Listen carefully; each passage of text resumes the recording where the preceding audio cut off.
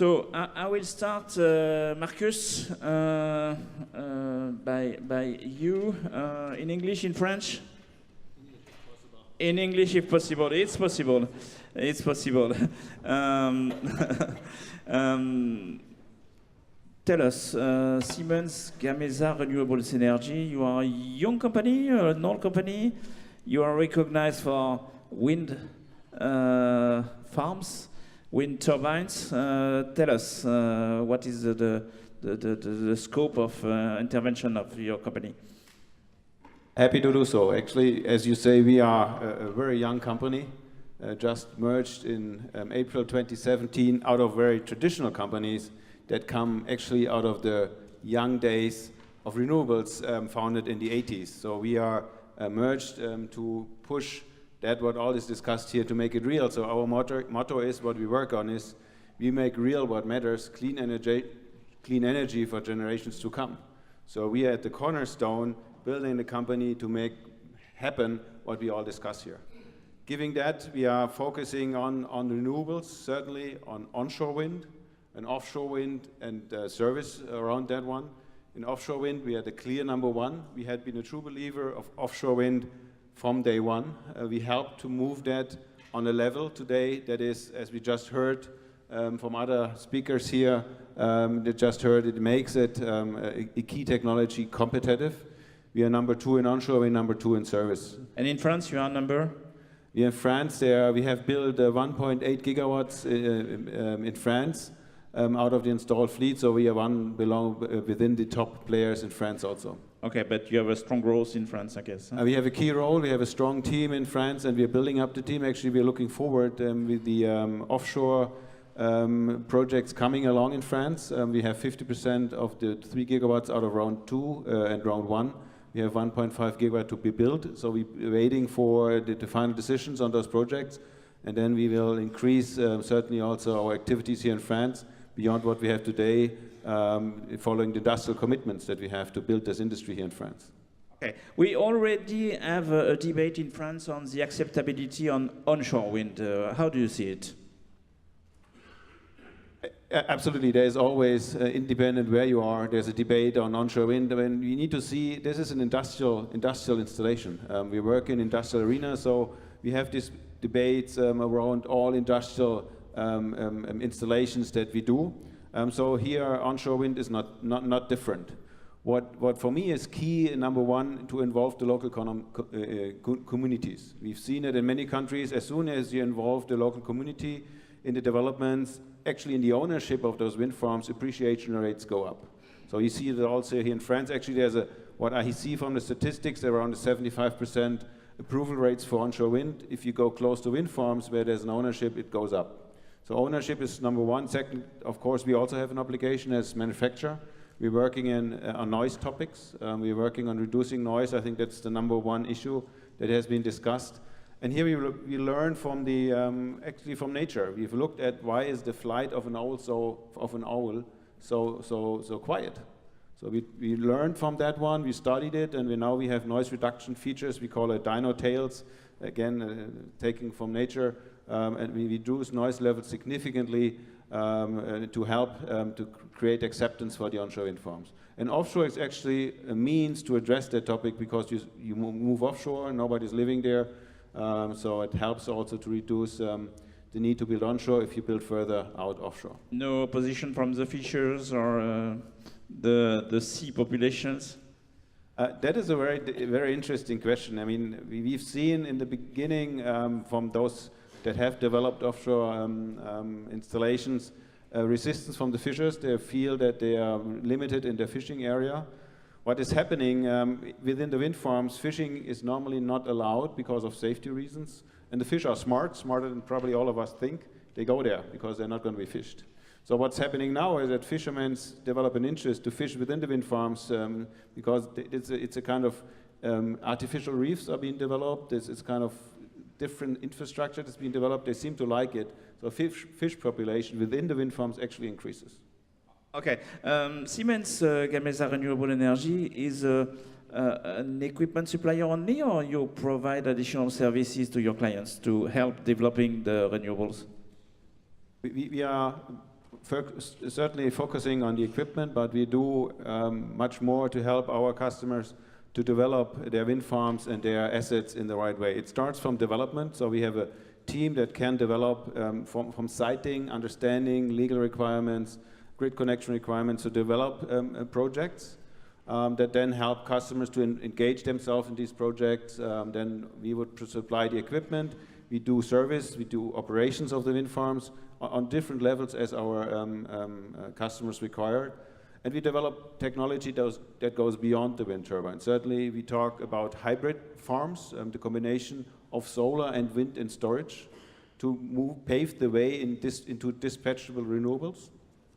And we are making our turbines smarter in terms of digitalization, and we're working on various other solutions to further pave the way for renewables to become even more cheaper and more dominant in the energy metrics.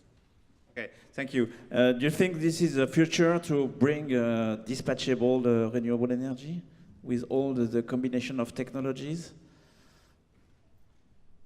Many people think electricity is just another commodity. It comes out of the socket. In reality, it's one of the few things that need to be produced and consumed at the same period, independent how long the period is. So that is a challenge of the industry. And renewables, we know wind is not always blowing, solar, sun is not always shining. So we need to find means to decouple consumption and production. And that here comes storage into play. If we find storage solutions that are affordable, large-scale affordable storage solutions, you can decouple supply and demand, and then you come to the point of dispatchable renewables. If we get to this point, it will be another breakthrough. We are in the middle of a breakthrough in terms of cost, and I can explain you further why. But the technology point, it is dispatchable renewables based on storage, and there we work on various solutions. I just mentioned those hybrid plants where we combine wind and also solar with storage to become dispatchable. We've seen a large project in Australia, an industrial application, where we have a wind farm combined with a large storage facility to supply our customers with renewable, dispatchable. So it is happening in real time, small scale still, but it's happening right now.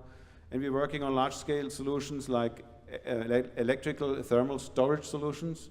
That will be large-scale, long-term storage solutions, very low cost.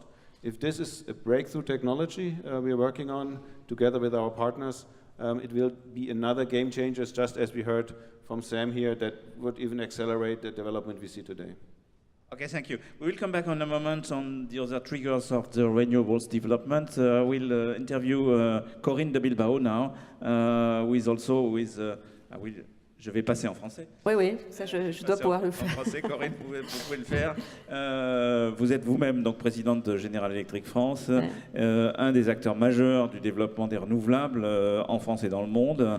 Dites-nous, les apports technologiques dont vient de parler Marcus, comment vous les voyez arriver et quelle est votre vision du marché français du développement des renouvelables? D'accord. Alors d'abord, merci à tous de me laisser l'opportunité de parler des renouvelables.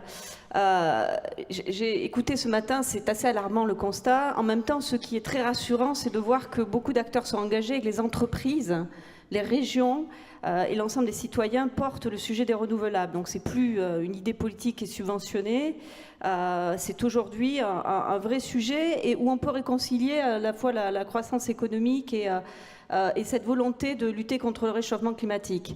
Alors, nous, c'était très important pour General Electric, ça devient un des 3 piliers de General Electric aujourd'hui. On a une division qui s'appelle J Renouvelable, qui fait 10 milliards de dollars de chiffre d'affaires, qui est basée à Paris, donc un des 3 piliers importants. On couvre l'ensemble des solutions, et ça c'est important, c'est-à-dire que ce soit l'éolien en mer, l'éolien terrestre, l'hydroélectricité, et puis aussi le stockage.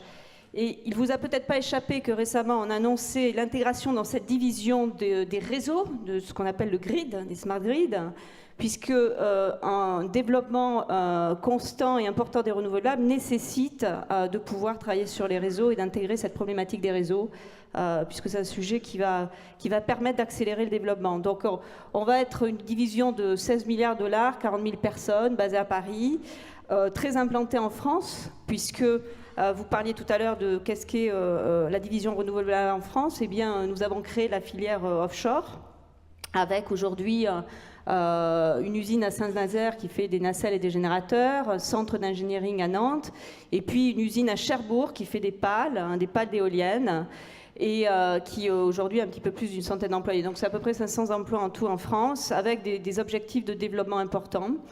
On a aussi annoncé, puisque vous parlez de technologie, les économies d'échelle sont importantes pour effectivement pouvoir réduire les coûts au niveau des renouvelables. Donc on a annoncé la plus grande éolienne offshore de 12 MW qui est aujourd'hui prête sur laquelle on va installer la première série très bientôt en 2019 et qui est la plus puissante turbine offshore au monde.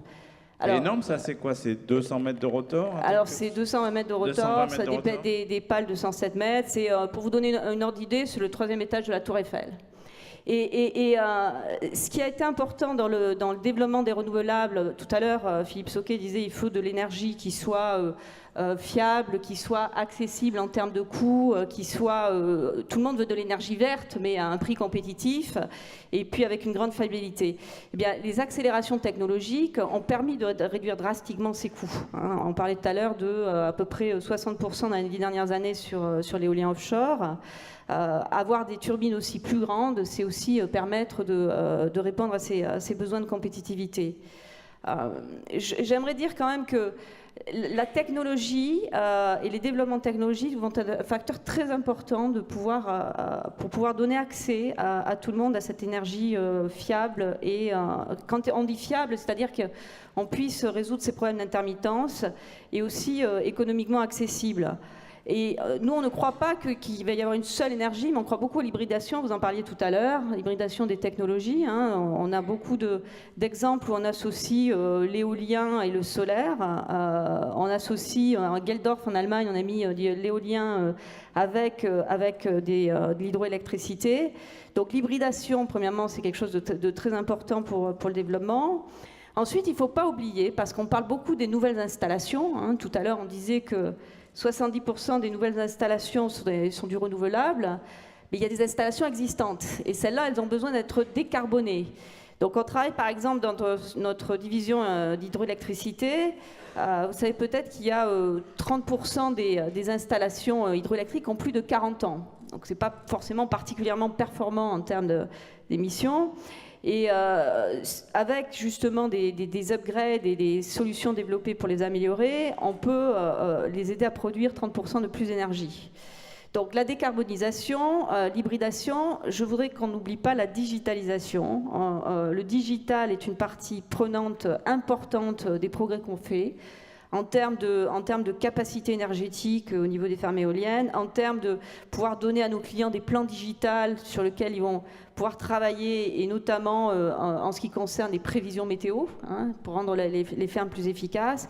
Donc toutes ces évolutions technologiques-là sont des vrais facteurs de développement pour pouvoir accélérer la pénétration des renouvelables. Parce que bon, on n'y est pas encore, il y a des belles ambitions.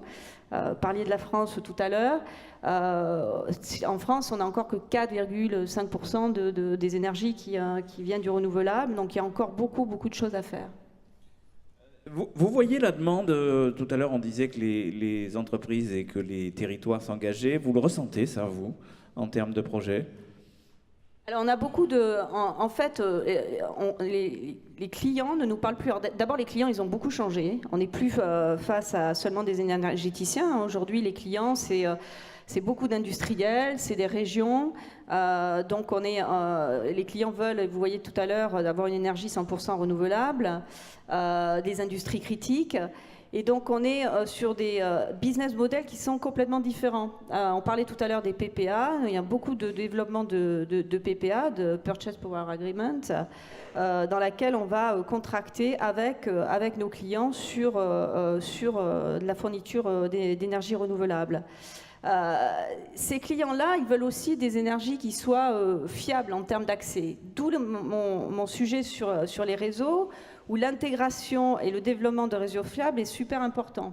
Ça veut dire des capacités de stockage, ça veut dire des capacités aussi à pouvoir mieux gérer les réseaux, les contrôler, et à pouvoir offrir à ces clients-là une énergie pas chère, mais qui est là tout le temps. En fait, les clients aujourd'hui veulent de l'énergie où ils veulent, quand ils veulent, Donc ça requiert des solutions beaucoup plus flexibles et je vais dire customisées que ce qu'on pouvait avoir l'habitude d'avoir auparavant. Tout ça à des prix super compétitifs. Tout ça à des prix super compétitifs. Alors, pour lancer ces projets, évidemment, l'aspect financier, venant des clients, on l'a vu tout à l'heure, mais aussi venant des institutions financières, est importante. Vous le ressentez, ça aussi, les besoins en financement, les besoins de soutien. Et je ne parle pas de soutien public seulement, je parle de soutien d'institutions financières pour donner le feu vert et le départ, lancer le départ de ces projets. Vous le ressentez, ça? Alors, bien évidemment, je veux dire, de toute façon, tous les grands projets d'énergie, tous les grands projets d'infrastructure ont d'énormes besoins de financement. C'est vrai pour les énergies fossiles, c'est vrai pour les énergies renouvelables. Et c'est là où il y a eu beaucoup d'innovations récentes, puisque la plupart des pays aujourd'hui, il faut quand même dire qu'il y a eu beaucoup de progrès en termes de compétitivité par rapport aux énergies fossiles. Dans beaucoup de pays européens, et puis si on regarde l'Amérique du Sud, l'Amérique centrale, c'est à peu près équivalent en termes de prix lorsqu'on va renouvelable versus thermique. Ceci étant dit, nos clients ils ont évidemment besoin de financement. Donc c'est là où il faut trouver des solutions innovantes. C'est là où on crée des partenariats avec des institutions financières, mais c'est là aussi où le rôle des PPA est important, et c'est avec ces institutions financières qu'on les développe. On a signé, il n'y a pas très longtemps, avec Microsoft en Irlande, un PPA de 15 ans sur une ferme éolienne. L'institution financière est à partie prenante de ces partenariats-là. Nous, on souhaite se voir développer de plus... Alors, je constatais tout à l'heure qu'il y avait un doublement des PPA. On souhaite que ça se développe de plus en plus. Il y a encore des progrès à faire, en particulier d'ailleurs en France. Mais ça devient une vraie demande de nos clients et des acteurs économiques. Okay, so Edward, thank you for joining the panel. You are head of the Green Investment Group at Macquarie Capital. Can you please describe us for the audience today the Green Investment Group positioning and offering in terms of finance? Certainly, I think this is on. Yeah, listen, thank you for inviting me to attend today. The Green Investment Group is Macquarie's principal investment arm for renewable energy. Speak closer to the mic, please. Sorry, I'll say that again. The Green Investment Group is Macquarie's principal investment business for everything to do with the renewable energy and low carbon infrastructure space. It's a team that's come together as a combination of a Macquarie-led business combined with the former Green Investment Bank of the United Kingdom. That was set up in 2012 by the UK government as the world's first dedicated green investment bank, and Macquarie acquired the business in August 2017 to then form the Green Investment Group. Together as a business, a combined business, over the last 8 years, we've led over $20 billion US dollars of investment in the delivery of new renewable energy generation assets around the world. We have what we believe is one of the biggest dedicated investment teams, over 350 people, operating under our banner in 12 countries around the world. And I guess importantly, when all of the projects that we've already supported are brought into operation, many of which are still in construction but are brought into operation, we'll be producing over 450 terawatt hours of renewable energy. 450 terawatt hours. 450 terawatt hours. Exactly the French consumption. Per exactly annum. The French consumption. And equally as importantly, we'll be offsetting over 170 million tonnes of CO2 emissions per annum from those projects. So we think we're playing a leading role in delivering, the energy transition to a greener economy. In terms of our product offering, fundamentally we have three services that we provide, or roles that we play. The first and probably the largest is we are a project developer, a project sponsor. where we bring our own balance sheet as well as our expertise to work with local development partners in the markets globally that we focus on to deliver new and create new renewable energy assets and solutions. Secondly, we're a leading advisor to other businesses on their capital raising or buying and selling activities within the renewable energy space. And certainly in this part of the world, we're consistently ranked at the top of the league tables, certainly the league tables that we look at. Of course, you only ever look at the ones where you're ranked at the top. And then the third is that we're a provider of services for project delivery and portfolio management across renewable energy assets.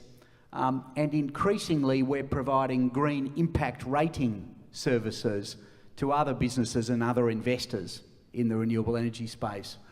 So we've developed a proprietary tool that seeks to quantify and rate from an environmental perspective the impact of a project or an asset portfolio or an investment portfolio or business.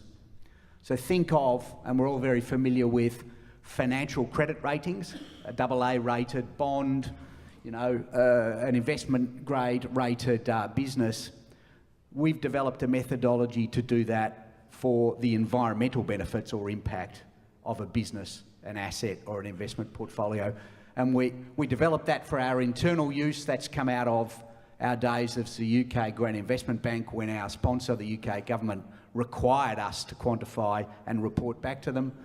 And we're now offering that tool, that service to the broader market. Thank you for that. You are an actor, very active. You are also an observer of this market. What you feel as the main challenges for energy transition and growing renewable solutions? A range of challenges. We like challenges because challenges also mean opportunity, and that's what we look to prosecute.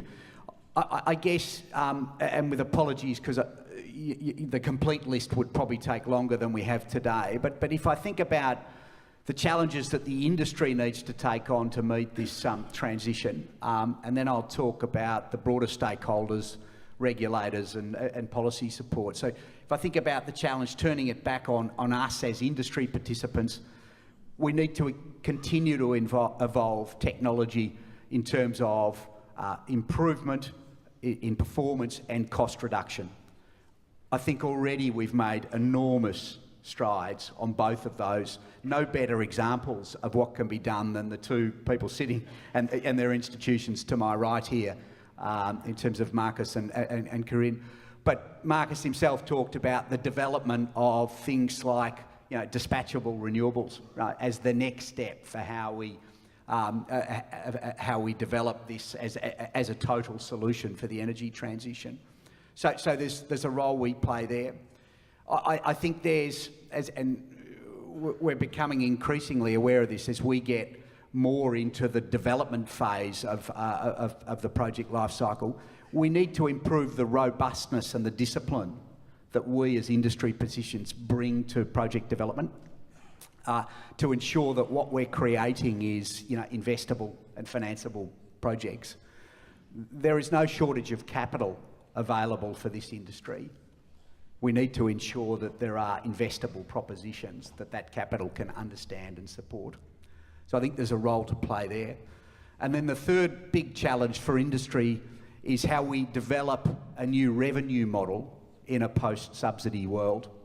And we've talked a lot about a great example of that. It's not the only example, but certainly a great example of that this morning already around the development of the corporate PPA market. As a business, we've, in the last 8 months, written about 1.5 gigawatts of corporate PPAs globally. That's in Australia, in America, and indeed here in Europe. So it's certainly a market that we're an active participant in, and we've been, I think there were numbers quoted earlier this morning in terms of the growth in liquidity in that corporate PPA market. So developing those new revenue models to continue to support and attract low-cost capital to this industry so it can grow. As the industry's, a summary of the industry's challenges, I think from the broader stakeholders, and again, I think a couple of these themes have already been touched on. I'm going to repeat them because they're really important. One is a consistency in the policy environment. This industry is a long-term industry. It requires long-term, patient capital to develop. Right? The assets that we're delivering here are 30-plus year assets. That's the greatest barrier to attracting long-term patient capital is actually uncertainty. Right? It's capital not understanding or feeling confident in, confidence in the regime that underpins these assets and these technologies. So a consistency in policy is fundamental, I think, to drive this industry, continue to drive this industry forward. And then the second is more focused and targeted, and that is to remove some of the barriers and challenges or to introduce regulatory support that helps facilitate this transition. We talked about the development of a corporate PPA market, and again, the RE100 example that was given in the French market. A corporate PPA market in France will only develop if the corporates are able to access the guarantees of origin.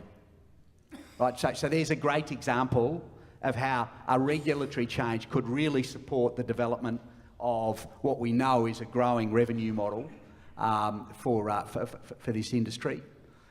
In other markets, there are simply prohibitions on corporates buying energy directly from a project. That needs to be addressed in order to develop this market. Thank you for all these comments on the triggers and the barriers of development and the consistency in policies, which is one of the things which is the most difficult to achieve. We all know it because the politicians are moving and changing every 5 years in developed economies. Thibaud Clisson, BNP Paribas Asset Management, quels sont vos modes d'intervention, vos volumes d'intervention pour aider au développement du marché, du renouvelable et plus généralement à la transition énergétique? Bonjour à tous, merci de m'inviter, de m'offrir l'opportunité de discuter avec vous aujourd'hui de ces sujets. La première remarque, c'est que nous, dans la filiale de gestion d'actifs, c'est contrairement à mon voisin, nous n'engageons pas notre argent. Nous investissons l'argent de nos clients, nous investissons l'épargne des clients particuliers, des caisses de retraite, des caisses d'assurance. Donc la marge de manœuvre est un petit peu différente de ce que peut faire Macquarie.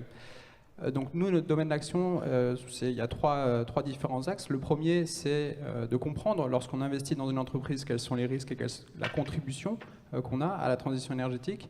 Le deuxième, c'est de favoriser ou de développer des produits d'épargne qui permettent à nos clients de contribuer activement au financement de cette transition énergétique. Et le troisième, c'est que comme nous sommes actionnaires des entreprises, nous avons un droit de vote et nous pouvons utiliser ce droit de vote pour influencer le comportement des entreprises afin qu'elles réorientent leur stratégie vers un monde plus aligné avec les objectifs de l'accord de Paris.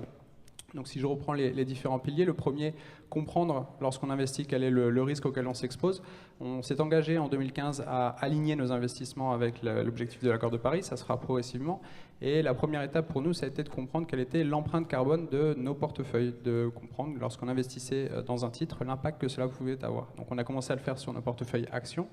On l'a fait sur la totalité de nos portefeuilles actions l'année dernière. On initie cette année sur des portefeuilles obligataires. Et l'objectif, c'est d'avoir l'empreinte disponible pour l'ensemble de nos portefeuilles. La nouveauté aussi, c'est qu'on essaie d'aller de plus en plus sur une vision globale des émissions de carbone. Le représentant de la thème le disait tout à l'heure dans son intervention, on se focalise trop souvent sur l'impact direct. Il faut qu'on ait une vision beaucoup plus globale de l'empreinte ou de l'impact climatique des entreprises. Sur l'aspect financement, donc le BNP Paribas Asset Management, c'est 399 milliards d'actifs sous gestion.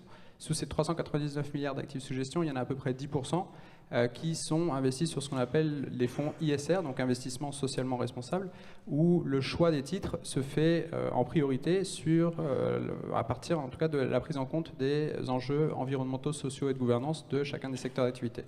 Et dans cette prise en compte, les enjeux climatiques sont particulièrement importants, surtout sur les secteurs qui ont un impact très important sur le réchauffement climatique. À l'intérieur de ces 36 milliards d'actifs sous gestion, nous avons 6,6 milliards qui sont investis directement dans des entreprises ou des projets qui sont verts ou en tout cas alignés avec la transition énergétique. Je vais en détailler 3 qui me paraissent intéressantes puisqu'ils adressent 3 besoins et 3 sortes de clients différentes. Le premier, nous avons lancé l'année dernière un fonds qui s'appelle Green Business. Donc c'est un fonds qui a 76 millions d'euros, donc c'est un fonds relativement petit qui est sous ce qu'on appelle la forme 90-10. Donc 90% du fonds est investi dans le monde coté, donc dans des entreprises d'une taille conséquente comme celle des représentants ici. Et 10% du fonds va directement investir dans des petites et moyennes entreprises européennes actives dans le domaine de la transition énergétique. Donc ça permet aux clients particuliers de contribuer directement via leur épargne au financement de ces petites et moyennes entreprises qui n'ont pas accès au marché des capitaux. Donc c'est un support intéressant. Le deuxième, c'est les green bonds. Ça n'a pas encore été abordé ce matin dans les discussions. Les green bonds, c'est un outil qui est assez fascinant. C'est une obligation, c'est une émission obligataire qui a exactement les mêmes particularités que les émissions traditionnelles que peuvent faire les entreprises. La seule différence, c'est que l'émetteur, donc l'entreprise, s'engage à ce que l'intégralité des fonds qui seront collectés via ce support sera investie dans des projets verts. Donc nous avons plus de 1,1 milliard de green bonds actuellement sur lesquels nous sommes investis et nous avons décidé l'année dernière de lancer un fonds dédié green bond. Donc c'est un fonds qui n'investit que dans des émissions obligataires vertes. Et donc nous avons 230 millions d'euros qui sont investis sur ce portefeuille. Donc là, l'intérêt à nouveau, c'est pour le client particulier ou même pour le client institutionnel de pouvoir être exposé à des projets verts sans en avoir le risque. C'est un petit peu la difficulté que vous avez lorsque vous voulez être très actif dans le domaine de la transition énergétique.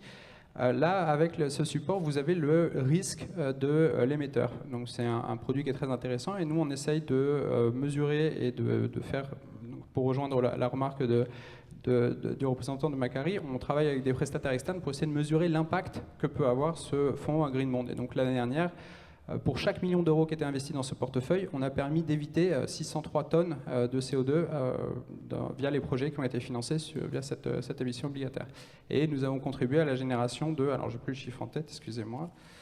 Alors c'est beaucoup moins ambitieux et beaucoup moins impressionnant que les chiffres de mon prédécesseur, mais nous avons quand même financé 231 gigawattheures de production d'énergie renouvelable en 2018.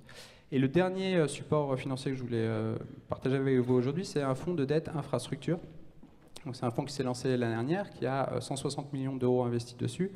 Et sur les 7 projets que nous avons financés, 6 projets sont directement investis dans des projets verts. C'est des projets solaires en Italie et en Espagne. C'est des data centers alimentés exclusivement avec de l'énergie verte.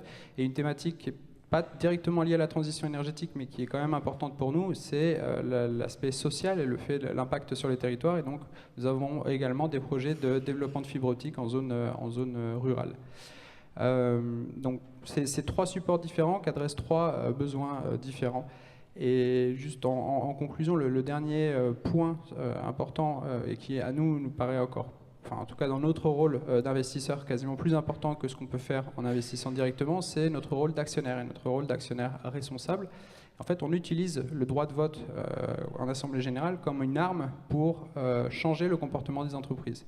Donc on le fait sous différentes façons. La première, c'est que dans notre politique de vote, nous avons la possibilité de soutenir et de co-déposer des résolutions d'actionnaires qui demandent à des entreprises de changer leur comportement, de changer leur stratégie en ce qui concerne la lutte contre le réchauffement climatique et la transition énergétique. Nous l'avons fait dans le passé et nous continuerons de le faire.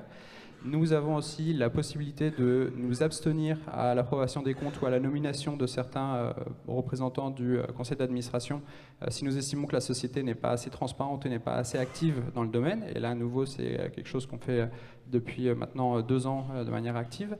Et le dernier point, c'est qu'on insiste auprès de toutes les sociétés dans lesquelles nous sommes actionnaires, donc il y en a à peu près 1800, pour qu'elles intègrent dans les critères de rémunération des dirigeants des indicateurs qui lie la performance, la rémunération de ce dirigeant à l'atteinte d'objectifs climatiques, à la fois sur le court terme et sur le long terme. Donc ça, c'est ce qu'on fait dans notre activité de vote.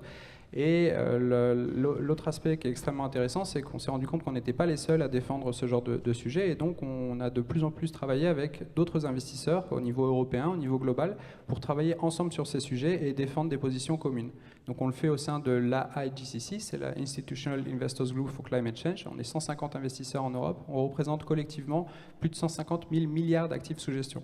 Et donc on travaille ensemble sur les sujets climatiques. Et là, l'avantage, c'est que ce n'est plus uniquement BNP Paribas Asset Management, mais c'est vraiment l'ensemble des investisseurs européens qui vont aller voir la Commission européenne, qui vont aller voir les entreprises, qui vont aller voir les investisseurs pour les encourager à augmenter leurs investissements vers la transition énergétique, à mieux prendre en compte les risques liés à cette transition et à véritablement changer leur stratégie en la matière. Oui, vas-y. Dernier point, depuis l'année dernière, on s'est associé avec donc nos contreparties, l'équivalent de IGCC aux États-Unis, en Asie et en Australie, pour créer ce qui s'appelle la Climate Action 100+. Donc c'est une initiative qui va durer 5 ans et qui vise à aller voir les 100 plus gros émetteurs de gaz à effet de serre dans le monde et leur demander de prendre des actions sur 3 domaines. Le premier, c'est une réduction de leurs émissions de gaz à effet de serre sur l'ensemble de leur chaîne de valeur. Le deuxième, c'est d'intégrer la lutte contre le réchauffement climatique dans les prérogatives des organes de supervision de ces sociétés, donc dans le Conseil. Et le dernier point, c'est d'intégrer la lutte contre le réchauffement climatique dans leur stratégie. Et donc, vous avez sans doute vu quelques annonces qui ont été faites, notamment par Shell et BP au cours des dernières semaines, de l'impact de ce genre d'initiative, où ces deux entreprises ont annoncé que lors de la prochaine AG, grâce à l'influence, ou en tout cas au dialogue qu'elles avaient pu entretenir avec les investisseurs, elles allaient apporter un changement pour Shell, en tout cas dans la rémunération du dirigeant, pour lier sur le long terme et le court terme sa rémunération à la lutte contre le réchauffement climatique. Donc ça contribue, ce n'est pas directement un financement de projets verts, mais ça permet d'orienter véritablement toute la finance et toutes les entreprises dans lesquelles on investit vers cette transition énergétique. Merci pour ces développements. Keep your headset, Edward. I have a question for both of you, Edward and Thibaud. We feel that you can give more money than the number of projects asking for this money, the number of clients. Can you explain this? Meaning that you can help more than the projects that are actually ongoing or starting. Do you have an explanation on that, and do you recommend something to break and to make more projects with the money you can spend? I'll go first and have a go at that. So firstly, I agree with the proposition that we are kind of long capital, short investable projects as a general comment, and I'd say that's true to a greater or lesser extent across the various markets in which we operate.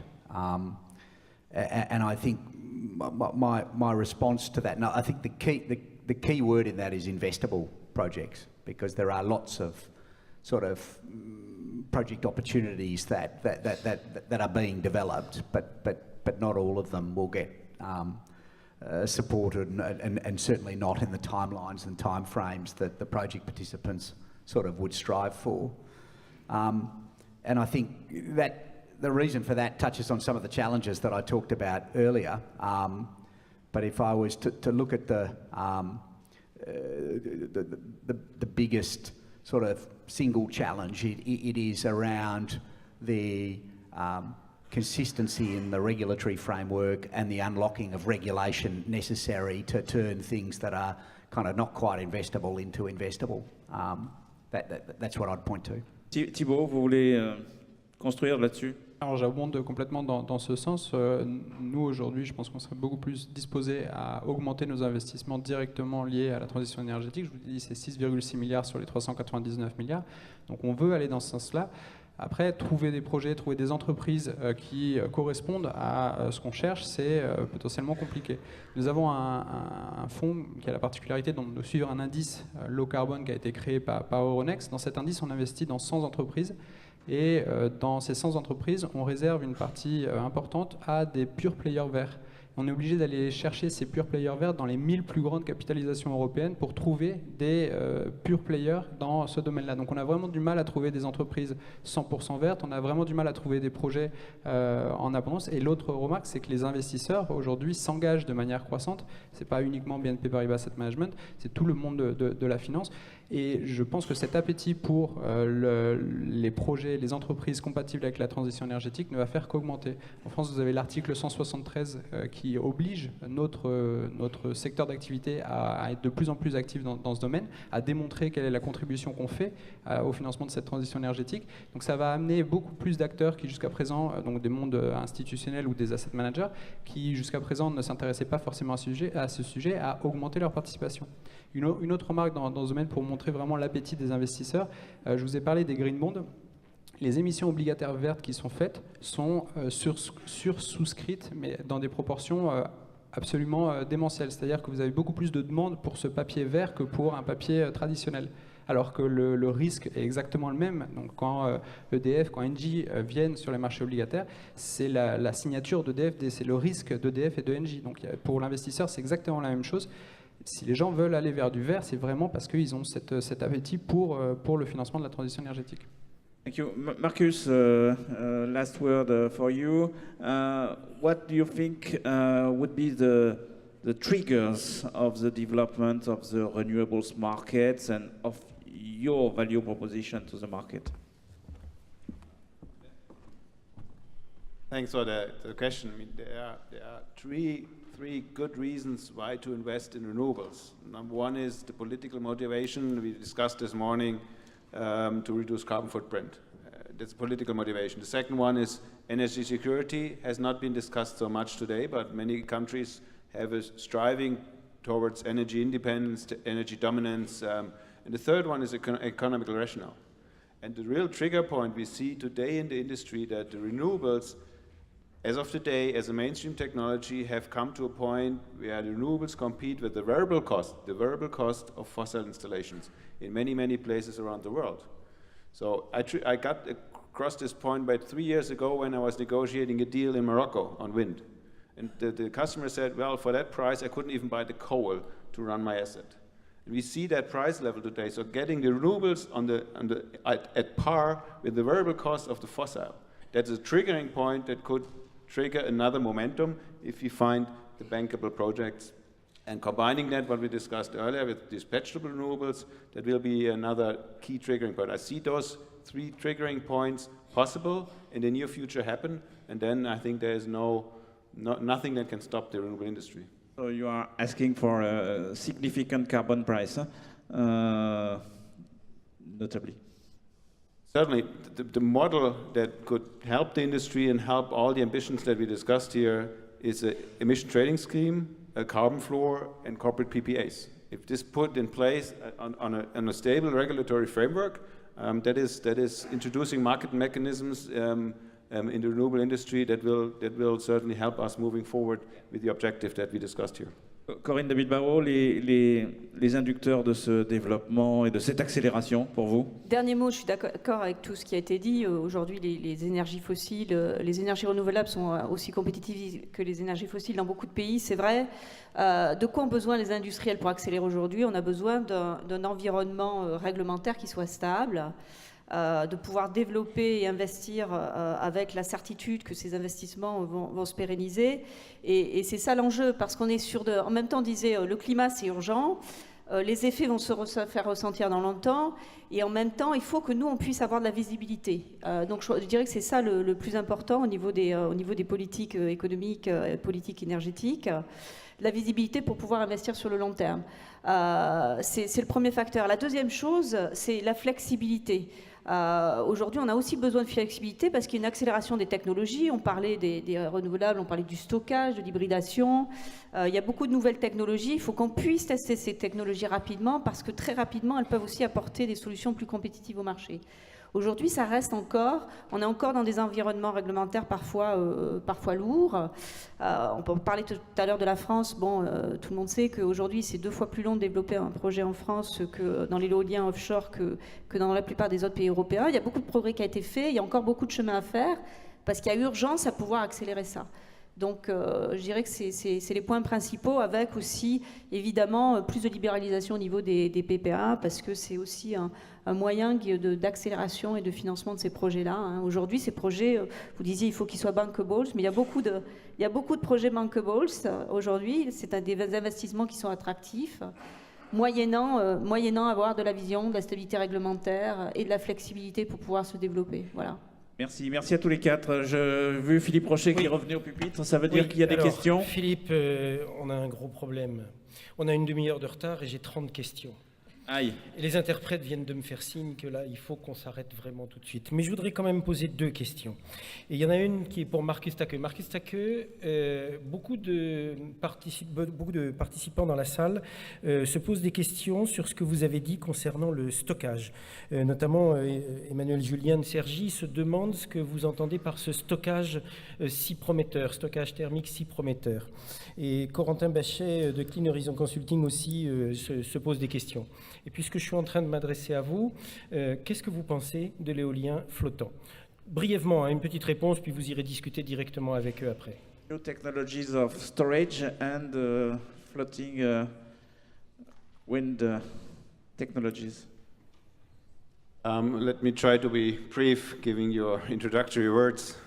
On storage, we work on a large-scale thermal storage facility that allows long-term, low-cost storage, large volume, long-term, low-cost storage. That's the solution to it. We have the demonstrator is being implemented right now. It will go in operation right now. Basically, we have a storage facility for heat, and in times of demand, the heat is transferred into a water steam cycle as you have it from a combined cycle plant. So from that, we're using proven technology. Combining that, you can actually turn brownfield combined cycle plants or brownfield coal, smaller brownfield coal plants into storage facilities at a very low capex. That is the target. Technology-wise, I think it's understood. What we will prove together with the municipal works and a large off-taker, an aluminum smelter, what market model do we actually need to make that profitable? And what about floating windmills? Do you intend the second to one on floating your windmills, there's 2 reasons why I think there's something to investigate, and we're having, together with EDF here, a significant project in France. One is certainly it will allow the industry to find more space for offshore. We see that specifically in Japan, certainly here in France, Portugal to some extent, but also in California. So there are regions that can be developed with floating. And the second time, it could also help to industrialize the offshore, because you could pre-commission and pre-install in harbor and use a tugboat to float it out and anchor it and start production. So it could industrialize to even to larger extent what we have done in the past, the offshore industry. So I see those 2 levers quite important. That's why we are also working with our partners on that one. Thank you, Marcus TACKE. Une question très brève aussi pour les 2 financiers qui sont là. Une question qui est revenue déjà plusieurs fois. Jean Jouzel sera avec nous demain et on lui posera directement la question. Mais Pierre-Emmanuel Noël de la BUI voudrait bien avoir l'avis des 2 financiers sur la proposition de Jean Jouzel et Pierre Laroutourou de créer une filiale de la BUI qui deviendrait un petit peu la banque verte, banque du développement des énergies renouvelables. Pourquoi pas la BEDD, Banque européenne du développement durable. En 2 mots, qu'est-ce que vous en pensez?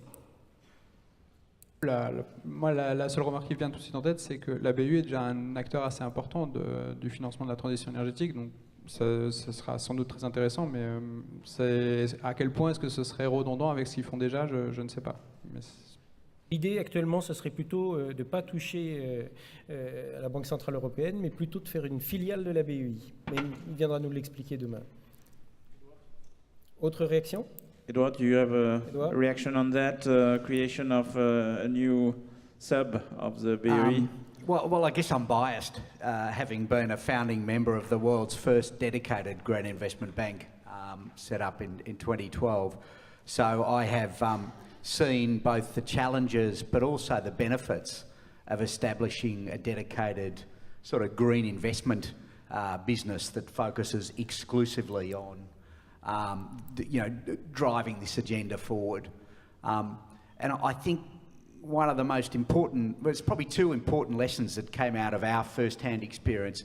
One is the benefit that comes from exclusive focus, right? Being narrow in your focus and doing nothing but, supporting this energy transition. What it means is that as an institution, you can be narrow and deep, and you can build the necessary sort of expertise within your institution to make better decisions, and better decisions generally means you can support more activity. So I think that was a real lesson that we learned. The second is to be very, very clear, and I've just thought of a third, so bear with me, but the second is to be very clear on what the remit is, what you will and won't do. Deviating and moving and being unclear in any of that is unhelpful, and it acts as a prohibition to results, to getting things done. And then the third thing is for those that are responsible for setting up and establishing this institution and setting it on the path to success, is to ensure that they resist the temptation to meddle and direct. One of the great advantages that we had as a business is that while we were set up by the UK government of the day, albeit with support from all the major political parties, we were established as an operationally independent institution. So we made our own decisions as an investment team, as a board. We made our own decisions as to how we would prosecute the mandate. And we weren't influenced or directed by the decisions of the day or the politics of the day, and that was fundamental to our success. Thank you for the precision. I will discuss this point with Jean Jouzel tomorrow morning. Merci Philippe, merci mesdames, merci messieurs. Merci à vous.